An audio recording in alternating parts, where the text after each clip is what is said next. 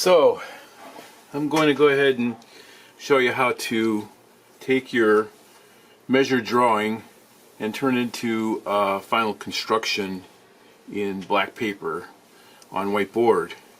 So by now you have selected your layout and you've taken your sketch and you made it into the 10-inch by 8-inch live area. And so now we have to turn this into black paper. And so the first thing you want to do after you get this down, you want to identify what is going to be black and what's going to be white. And I usually put like a B in areas like that so I can indicate it later, you know, for the whole piece. And but now that we have this done, the first thing we got to do is we got to get this drawing onto this paper. So the way to do that, just like we've done in the past, you could do a carbon transfer. You take a soft pencil and you go around the whole thing. Take your time. The more graphite you put down, the better. So eventually it's going to look like this. And you should have your whole measured drawing completely covered with graphite on tracing paper. So the next thing I do is I take a cutting board or a piece of cardboard like this, and I tape down a piece of black paper. This should be in your kit. It's more than big enough for the 8x10. So what we're going to do is we're going to float this in the middle, like here, like this.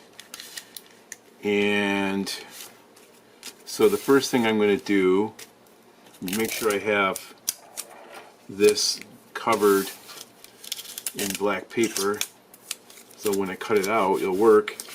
And I'm just going to go ahead and put tape only at the top because I want to door flap it to see what we have here.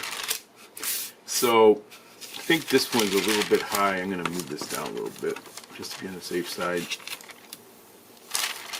So now that we have the carbon on the opposite side, take a sharp pencil and just how to do it, and a straight edge, and go through the whole drawing and just transfer, press firmly all of your lines. It's up to you if you want to do lines that are mechanical or if you want to do them freehand. Obviously you're going to need to use a straight edge to cut out the characters or the line, your shapes down the road. But if it's going to be organic, you won't have to worry about that.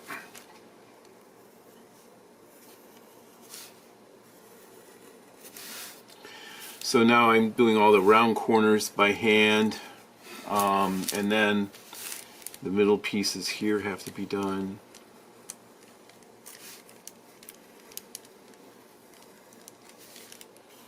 Take your time, obviously. For the sake of this video, I'm going way too fast. I tend to speed these things up, and I'm doing kind of a quick, sloppy job. I would spend more time getting these ellipses correct, maybe even use an ellipse template, but we're going to get the idea at least how this works. So you could do this airplane with mechanical tools, or you can freehand it. It just depends on what kind of look you want.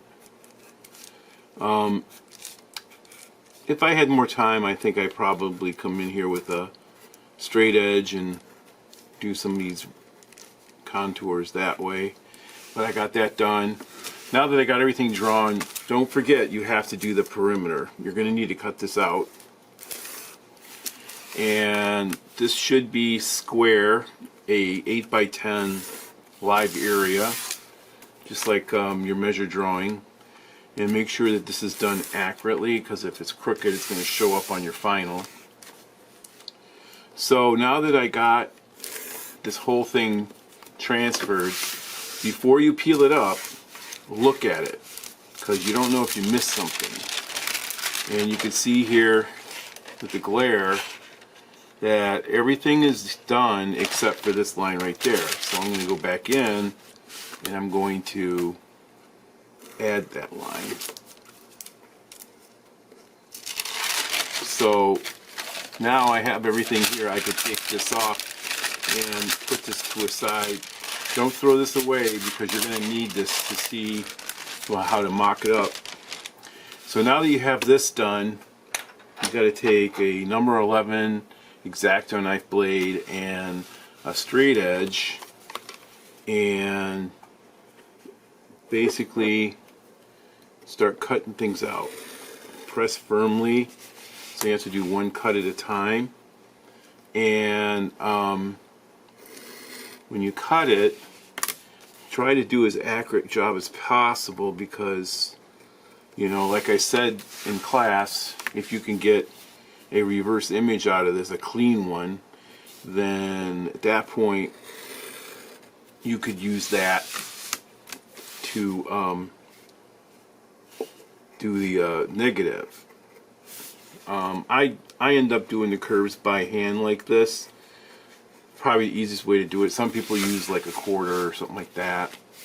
So now you can see it's starting to come up like that, and I would get this whole thing done, and eventually it would look like this, completely cut up, ready to go.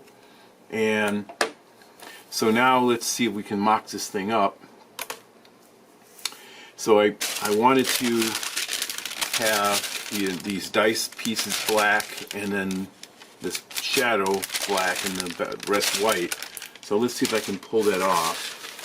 I'm going to use this as one layout and the other over here, and I'm going to transfer over this here like this, and keep these here,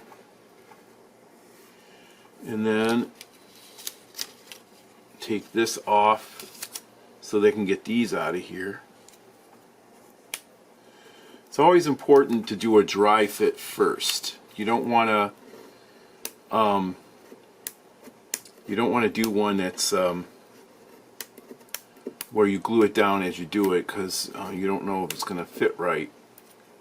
Hard to get a hold of these small little pieces.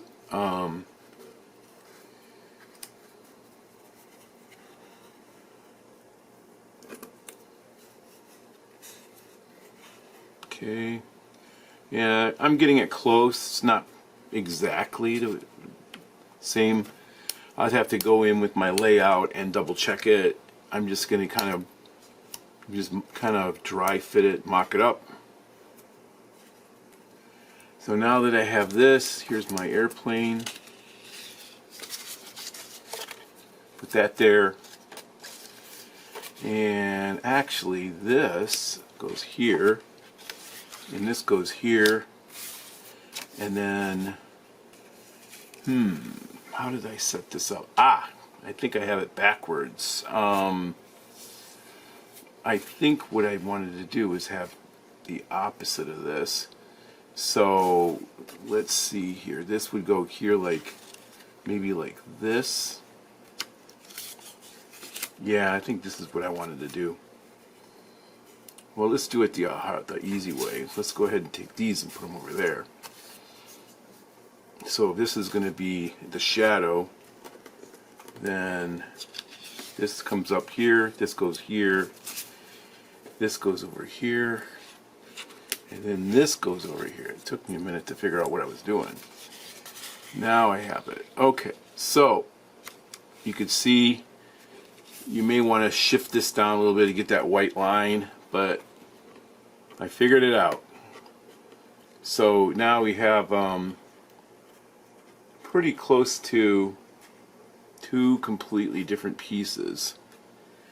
So as you can see here, everything's there. I didn't lose any pieces, and I have my master here to look at for positioning.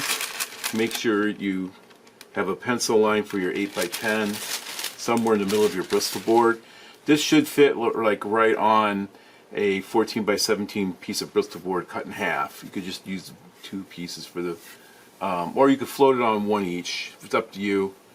So this is really what you should come up with at the end, and rubber cementing this down, brush it on, let it dry, and then I would feel the tack. Sometimes the paper tends to take it over and absorbs the glue, so you may want to brush it again and then let it dry and then stick it down. Never put down rubber cement when it's wet. You have to use, it's kind of a bumper sticker, you have to use it when it's dry.